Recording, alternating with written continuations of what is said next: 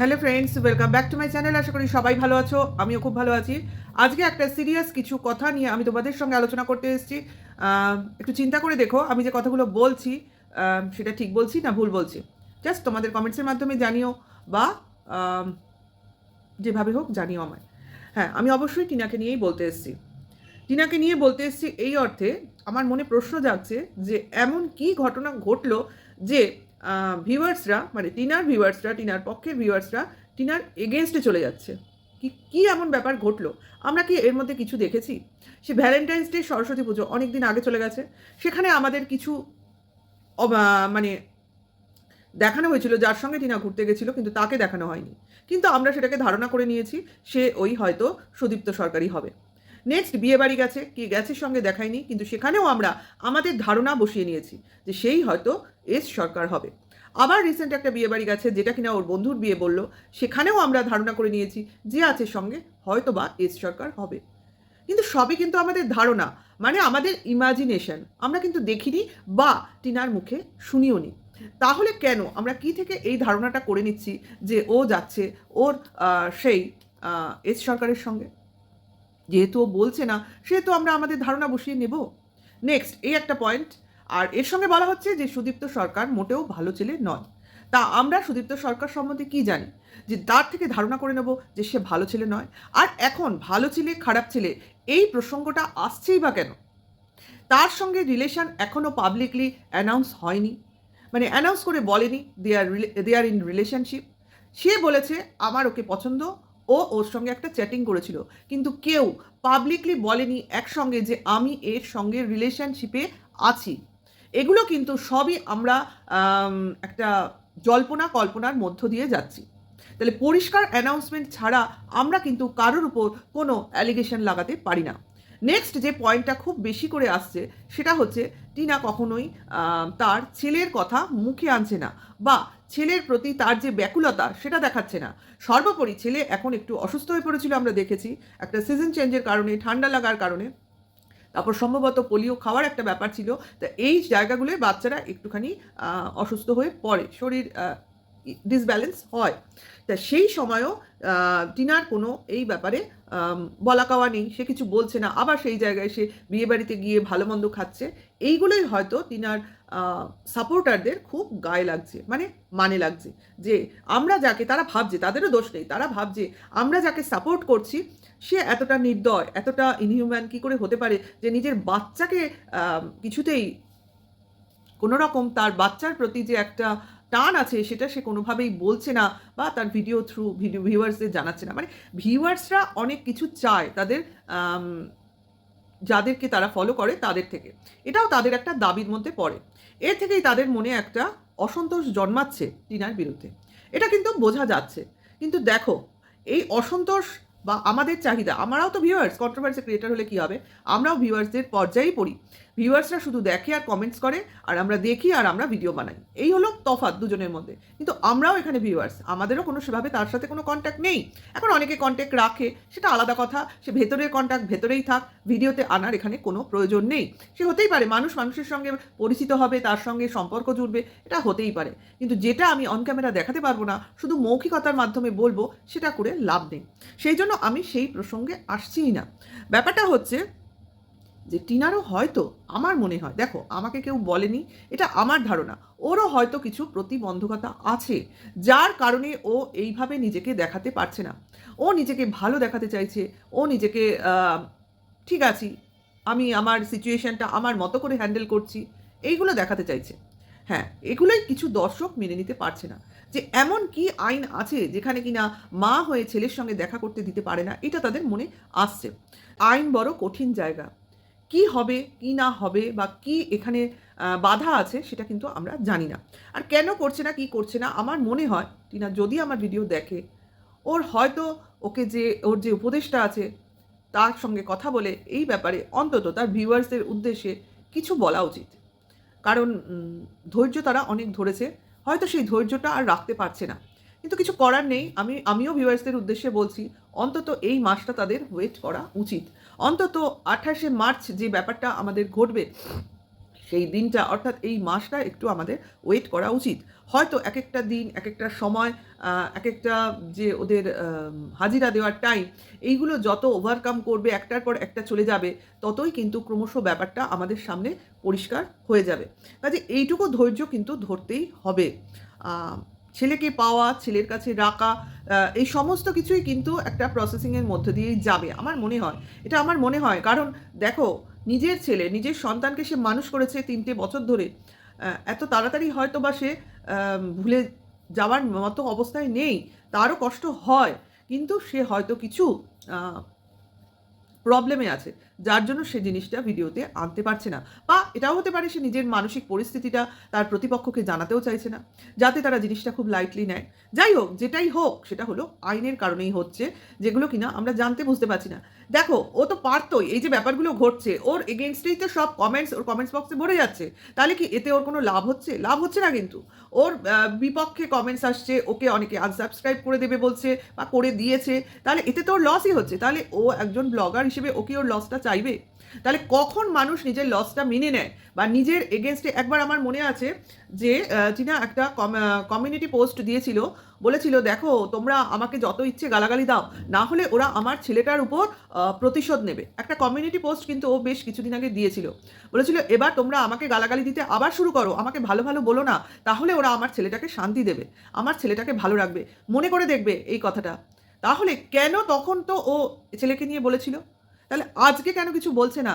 জিনিসটা একটু ভালোভাবে বুঝে দেখবে, কেন এর পেছনে কি চলছে। মানুষকে কিন্তু পিছন দিয়ে অনেকভাবে দমানোর চেষ্টা করা হয়। সব কিছু কিন্তু আমরা অন ক্যামেরা দেখতে পাই না।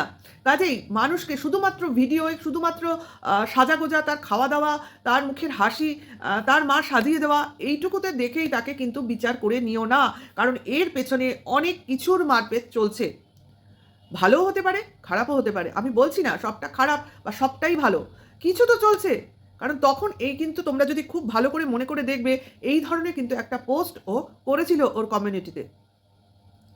তাহলে বুঝে দেখো, তখন যখন ও ছেলের কথা ভেবে নিজে খারাপ টাকাটা ও অ্যাকসেপ্ট করে নিয়েছে, আজ কিন্তু সেই সিচুয়েশনটা চলে এসছে। সবাই ওর কমেন্টস বক্সে গিয়ে কিন্তু নেগেটিভ কমেন্টসই করছে। ওকেই গালাগালি দিচ্ছে। এমনকি ওর পরে যারা ভিডিও করতো, সেই আম কনটেন্ট ক্রিয়েটাররাও তাকে যা নয় তাই বলছে। কেন বলছে? কেন? এই কেনটা একটু চিন্তা করার বিষয় আছে। কারণ কেনর উত্তর এখন কেউ দেবে না। না ওই কন্ট্রোভার্সি ক্রিয়েটাররা দেবে, বা আমরা দেব, বা টিনা দেবে। কারণ কেনর উত্তর পেতে গেলে ভিউয়ার্সদের একটু ওয়েট করতে হবে। একটু ধৈর্য ধরো, ধৈর্য অনেক ধরেছো সত্যি। এ তো আমার কথা নয়, ধৈর্য অনেক ধরেছো, কারণ আমিও তো ধৈর্য ধরেই আছি। তার জন্যই বলছি। কাজেই আরও একটু ধৈর্য ধরতে হবে। কারণ এটা যেটা হয়েছে, অনেক একটা লেন্দি প্রসেসিং চলছে এবং এর পেছনে অনেক কিছু চলছে। এত সোজা জিনিস এটা চলছে না। আহ, তাই আজকে যখন ওর কমেন্টস বক্সটা দেখছিলাম, তাই ভাবছিলাম যে এরা শুধুমাত্র ওই ছেলেটার জন্যই আহ, একে কত রকমভাবে দোষারোপ করছে। হ্যাঁ, ওর অনেক মানসিক জোর আছে, আমি বুঝতেই পারি। কারণ এত নেগেটিভ কমেন্টস ও হয়তো পড়ে কি পড়ে না, পড়ে নিশ্চয়ই, কারণ মাঝে মাঝে কিছু কমেন্টসেও তো রিয়াক্ট করে। তার মানে সব কমেন্টসই চোখে পড়ে। তাহলে ওইটুকু মেয়ে হয়ে এই পরিস্থিতি সামলে, সমস্ত এমনকি ভিউয়ার্সদের কমেন্টসগুলো দেখেও নিজেকে কতটা সামলে ওকে রাখতে হয়, তোমরা ভিউয়ার্সরা কি বোঝো না? মেয়েটা কিন্তু ভালো নেই। ও কিন্তু ভালো নেই। ওর চেহারা দেখলেই বোঝা যায়। ওর দেখছো কিরকম একটা ফ্যাটিনেস চলে আসছে ওর? এগুলো কিন্তু শুধুমাত্র খাওয়া-দাওয়া বা ঘুমোনো এর জন্য আসে না। মানুষের টেনশন থেকেও অনেক কিছু হয়। অনেক রকম, ও তো এমনিই লো প্রেশার। অনেক রকম কারণে হয়। আমার তো একেক সময় মনে হয় ও সাংঘাতিক রকম অসুস্থ না হয়ে পড়ে। কারণ ওর চোখে মুখে অসুস্থতা ক্রমশ ফুটে উঠছে। ক্যামেরায় নানান রকমভাবে তোমার ফিল্টার মেরে বা মেকআপ করে অনেক কিছু ভাবে নিজেকে আড়াল করা যায়। প্রকৃত চেহারা কিন্তু কোনোভাবেই ভিউয়ার্সদের সামনে চলে আসছে না, বা যেটা আসছে সেটা নিয়েও তোমরা ভুল বুঝো না। আমার এটা একান্তই রিকোয়েস্ট। কারণ এর পিছনে কোনো গূঢ় সমস্যা রয়েছে।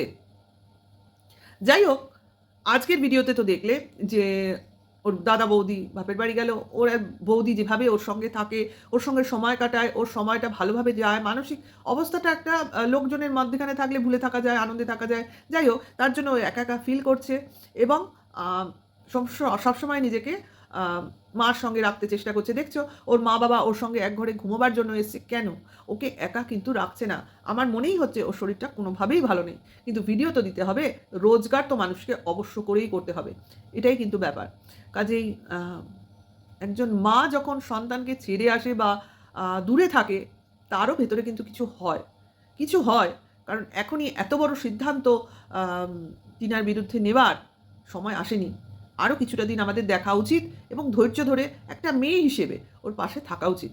হ্যাঁ, ও কিন্তু কখনোই বলেনি ও সুদীপ্ত সরকারের সঙ্গে আছে, সুদীপ্ত সরকারকে বিয়ে করেছে বা সুদীপ্ত সরকারকে ভবিষ্যতে বিয়ে করবে। হ্যাঁ, ও শুধুমাত্র কোনো এক সময় অভিমানবশত, তাও ওর বর্তমান স্বামী, ডিভোর্স না হওয়া বর্তমান স্বামীর প্রচারের সময় অভিমানবশত বলে ফেলেছিল সে, যখন ভেতরের এই ঘটনা পাবলিক হয়েই গেল তখন আর তার বলতে কোনো বাধা নেই। হয় না যে স্বামী স্ত্রী যারা আছেন তারা জানেন যে অনেক সময় আমরা রাগারাগির চোটে স্বামী স্ত্রীর মধ্যে মান অভিমান সম্বন্ধ অনেক কথা বলে ফেলি, অনেক কথা বলে ফেলি, যেগুলো কিন্তু পাবলিকলি গেলে পরে তখন বলা হবে এমা এই কথা বলছে, এমা ওই কথা বলছে, একটা হেলদোল হয়ে যায়। তাহলে সেই স্বামী স্ত্রীর একটা ভিতরের কথা যখন সেই স্বামী পাবলিক করে দেয়, একটা কল রেকর্ডিং বাইরে বার করে দেয়, সমস্ত চ্যাটিং বাইরে বার করে দেয়, তাহলে সেই স্ত্রী কি করতে পারে? সেই স্ত্রী কি করতে পারে? সেইখানে সে অভিমানবশত, স্বামীর ওপর অভিমানবশত সে বলেই বসেছিল, হ্যাঁ আমি তাকে ভালোবাসি। তা ভালোবাসাটা কি হাতের মোয়া? যখন ইচ্ছে আমি তাকে হাতে নেব, যখন ইচ্ছে তাকে ছুঁড়ে ফেলে দেবো? ও যদি ভালোই বাসবে পুরোটা আমরা, তাহলে কিন্তু এতদিনে ও তাকে সামনেই নিয়ে আসতো, নিয়ে আসতো, কি আছে? আম, সে যদি ছেলেকে না নিতে চাইতো দেখিয়ে দিত। ছেলেকে তো ও রেখে এসছে, সবাই যেরকম বলতে চাইছে, ছেলেকে ও নিতে চাইছে না, ওর প্রেমিকের সঙ্গে থাকতে অসুবিধা হবে, স্বামীর সঙ্গে মানে এখন যে বিয়ে করেছে অনৈতিকভাবে তার সঙ্গে থাকতে সময় অসুবিধা হবে। আম, আর ওরকমভাবে যদি ও দেখাতো, আমি ধরে নিলাম ও যদি দেখাতো না আমি এর সঙ্গে ঘুরছি, দেখালো, তার ফলে ওর কোনোদিনও ওর ছেলেকেও পাওয়া যেত না, একটা এক্সট্রা ম্যারিটাল অ্যাফেয়ারে জড়িয়ে যেত, তাহলে ওর নিজেরও ডিভোর্স চাইতে হতো না, ওর স্বামী তোকে ডিভোর্স দিয়ে দিত। দিত তো, যে না এইরকম স্ত্রীর সঙ্গে থাকা যাচ্ছে না, এই তো অমুক ছেলের সঙ্গে ঘুরছে, আপনারা দেখতেই পাচ্ছেন, অন ক্যামেরা তাকে দেখা যাচ্ছে, ব্যাস আমি নিজে ডিভোর্স চাইছি, আমি ডিভোর্স পেয়ে যাচ্ছি। কাজে স্ত্রী যেগুলো এলিগেশন লাগিয়েছে ওগুলো তো পড়ে না, আমার ডিভোর্সটা পেয়ে গেলেই হলো, এবং এমনকি হয়তো কাস্টডিটাও, ছেলের কাস্টডিটাও বাবার কাছেই থেকে যেত, এই মার আর ছেলের কাস্টডি চাওয়ারও প্রয়োজন হতো না। তাহলে এই জিনিসগুলো যদি ধরে নেওয়া হয় যে ছেলে টিনা ছেলেকে নিতে চাইছে না বা সুদীপ্ত সরকারের সঙ্গেই থাকতে চাইছে, তাহলে তো দেখাতে কোনো অসুবিধা ছিল না, এত সমস্যায় যাওয়ারও দরকার ছিল না, এইসব কেস করারও দরকার ছিল না। এগুলো মানবাধিকার কমিশন থেকে এসেই এদের মধ্যে ডিভোর্স করিয়ে দিত। এরকম অনেক কেস আছে, স্ত্রী স্বামীকে ছেড়ে চলে যাচ্ছে, সন্তানকে ছেড়ে চলে যাচ্ছে, অন্য লোকের সঙ্গে আছে, সেখানে গিয়ে বিভিন্ন মহিলা সমিতির লোকজন গিয়ে বলছে যখন ছেড়েই চলে এসছো তখন একে ডিভোর্স দিয়ে দাও, তুমি ওর সঙ্গে বিয়ে করে যেমন ভালো আছো ভালো থাকো।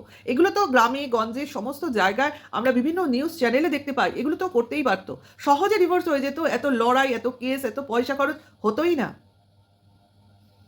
তাহলে আশা করি আমি বোঝাতে পারছি যে টিনা যখন এই জিনিসগুলো দেখাচ্ছে না তার মানে ও করছে না, তার মানে ও একটা নিজে ডিভোর্স পাওয়ার চেষ্টা করছে ওই মতলববাজ লোকটার হাত থেকে বেরোবার জন্য, এবং নিজেকে একটা পজিশনে ওঠাবার চেষ্টা করছে, মানে রোজগার করার চেষ্টা করছে, যাতে কিনা সে নিজের একটা পরিচিতি গড়ে তুলতে পারে, এবং পরিচিতি ওর আছে মানে একটা পায়ের তলার মাটি তৈরি করতে পারে। এবং তার জন্যই ওই ক্যামেরাটা কেনা। অনেকেই বলছে এরকম ক্যামেরা কেনার কি দরকার ছিল? এতবার এত পরিষ্কার করে বলে দেওয়ার পরেও লোকে যদি সেই প্রশ্ন তোলে, আর বলার কিছু নেই। বুঝলাম এই ম্যান্ডির মতো সোনা কিনছে দানা কিনছে, তা কিন্তু করছে না, ও কিন্তু ইমিটেশন দিয়েই চালিয়ে যায়, দেখেছো কিন্তু সবাই ইমিটেশন চলছে, এই অল্প পয়সার জিনিস কিনে কিনে চালায়। আর যেটুকু পয়সা লাগে আমার মনে হয় কেসের জন্য লাগে। আর ভবিষ্যতের তো চিন্তা করতেই হবে, ছেলেকে যদি নিজের কাছে আনতে হয় তাহলে কিন্তু ভবিষ্যতে চিন্তা করতেই হবে। আর ডিভোর্স পেয়ে গেলে কোর্টের লোক, আইনের লোক, উকিল, এরা বুঝে নেবে কি হয়, কি পাবে, কি সুবিধাপত্র হবে, অসুবিধা হবে, সেগুলো তো আইনের ম্যাটার, ওর মধ্যে আমরা যাবও না, ওই নিয়ে কথা বলবও না। আশা করি বোঝাতে পারছি আমি কি বলতে চাইছি। কাজে এত তাড়াতাড়ি হতোদ্যম উৎসাহবিহীন অবশ্য করেই করো না। এগুলো কিন্তু সমস্তই একটা আম, যেহেতু আমরা একটা পিরিয়ডের মধ্যে দিয়ে চলছি, মানে অনেকটা টাইম আমাদের যেতে হবে, শুধু এক একটা হিয়ারিংয়ের মাধ্যমে জানতে পারবো এক একটা জিনিস। কাজে এগুলো যেগুলো কন্টেন্ট আমরা দেখছি বিভিন্ন চ্যানেলের মাধ্যমে, এগুলো কিন্তু সমস্তই টাইম পাস চলছে, টাইম পাস করার চেষ্টা করা হচ্ছে। এত তাড়াতাড়ি হতোদ্যম হওয়ার কোনো কারণ নেই, একটু ওয়েট করো, আসল সত্যটা অবশ্য করেই সবার সামনে চলে আসবে। ঠিক আছে? পক্ষে থাকতে অনেক সময় লাগে, বিপক্ষে যেতে একটা সেকেন্ড, কতক্ষণ লাগবে? একটা আনসাবস্ক্রাইব করতে কতক্ষণ লাগে? একটা সেকেন্ড। শুধু মানসিকতা স্থির করতে হয়, না একে আমরা দেখবো না, ঠিক কি না? শুধু শুধু আনসাবস্ক্রাইব যারা করছে তারা যে দেখবে না তা কিন্তু না, শুধু আনসাবস্ক্রাইব করছে। তা করো, অসুবিধা নেই, কিন্তু এরাই দেখতে আসবে বারে বারে, বারে বারে দেখবে টিনা ভিডিও দিয়েছে না দেয়নি। কারণ অভ্যাস, মানুষের অভ্যাস কিন্তু যায় না, সেই টিনার কমেন্টসের মতো। অনেক দিনের অভ্যাস কেউ ছাড়তে পারে না। আজ থেকে দেখবো না ভাবলেই কাল যে দেখবো না এমনটা কিন্তু নয়। ঠিক আছে? তাহলে সবাই আমার সঙ্গে থেকো, আমার কথাগুলো বোঝার চেষ্টা করো। যদি এর মধ্যে আমি কিছু ভুল বুঝে থাকি, বলে থাকি, তাহলে সেটাও আমাকে জানিও। তাহলে এখনকার মতো এইটুকু। আবার আসবো অন্য সময়, অন্য একটা নতুন কোনো ভিডিওর সঙ্গে। টাটা।